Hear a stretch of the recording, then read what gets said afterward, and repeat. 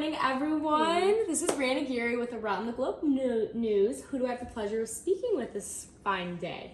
My name is Madison Canary.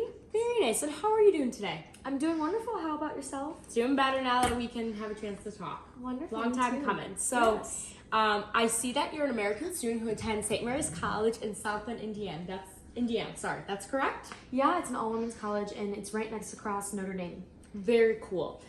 So tell me, how was the transition from attending an all-women's college in America versus now studying abroad in Rome, Italy? And you could talk a little bit about that. Yeah, well, it was certainly challenging at first because, as you know or can assume, the culture in Rome is drastically different than here in America. So just a few of the challenges were pretty interesting. Oh, wow. Would you mind just kind of elaborating on those challenges? I know I've kind of spoke with a couple of students and have some ideas, but you really seem like someone that had a great time there, but also, you know, there's difficulties with everything. So if you want to elaborate. Yeah, absolutely. So for starters, the clothing in Rome is much more like dressed up, more presentable, I would say, especially compared to the college students I've seen in the States. Yeah. I'm victim to it. I wear sweatpants and sweatshirts, and often my professors comment on it and say I just wear baggy clothing. Oh. Right. So, but it's so much different in Rome. So they're dressed up pretty nice. I would say presentable. They have their hair slicked back, sometimes a nice hairstyle, sweaters, leather pants, and like dress shoes. So yeah, very different in clothing aspect. So you would often wear that type of stuff? Yeah, for sure. I would honestly wear like petticoats. I'd try to dress up a little bit more for sure because I didn't want to be like outcasted. So that was definitely a new challenge because I did not like to dress up at school. I like to be comfortable. So okay, so it's kind of safe to say America's more lax than Europe then overall. Oh yeah, absolutely.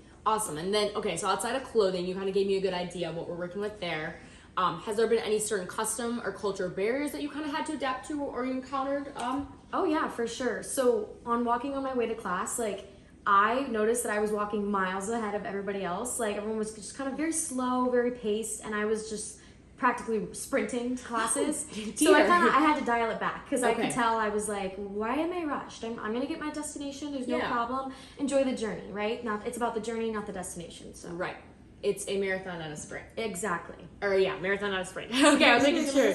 Would make sense. Okay, so then you kind of had to get used to the walking and stuff like that, which I will say, as someone who's from Chicago, when I find myself in the streets, everyone is go, go, go. So I think that could be really nice just to see the transition there. Absolutely, yeah. Okay, so then outside of that, what were some challenges you maybe encountered within restaurants, or how was the airport? Was that difficult to, taxis, stuff like that? It was so difficult because sometimes the Uber drivers there would not, when you're on your way to the airport, wouldn't understand you very well. So you had to pull out the phone, you had to use Google Translate a lot of the times.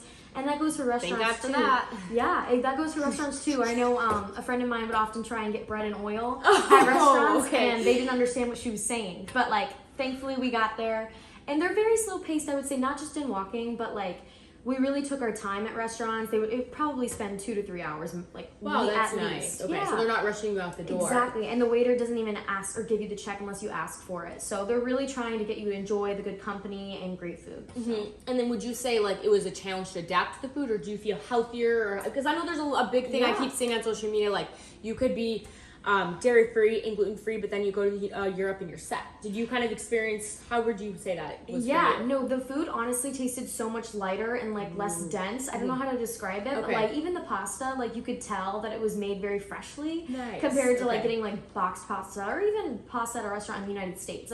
It was just different for sure. And walking every day, that was a big thing about health as well. Which is nice. That really helped you keep in shape and keep off those carbs. So right. Because I was gonna say I do feel like people in Europe are relatively just more fit and stuff like that. So I'm sure that the quality of food plays a part for sure. Plays a part. Well, Maddie, thank you so much for speaking with me. I'm now definitely ready to go to Rome, and after speaking with the students, I feel like it could be a good time. So do you have one piece of advice you think that you would give to a student who would be in Rome? Yeah. Something that you think they could take away? Absolutely. I would say try as best as you can to learn a little bit of the language before you go anywhere in a foreign country. I'm not a big language girl. It honestly would probably save you so much time just having the tiniest bit of base knowledge before you go somewhere. And of course you can always use Google Translate. Ciao or something like that? Do Duolingo. Duolingo helps so much. Yeah, I use something about Duolingo's that free app, right? It's a free app, yeah. You can learn any language you want, just depends on what you click, and I did Italian, so. Okay, so now I'm gonna have to get a sponsorship for you and me so we can get that discount. Duolingo, sponsor us. Duolingo or else. Well, thanks so much, guys, and Rome or else. Rome or else.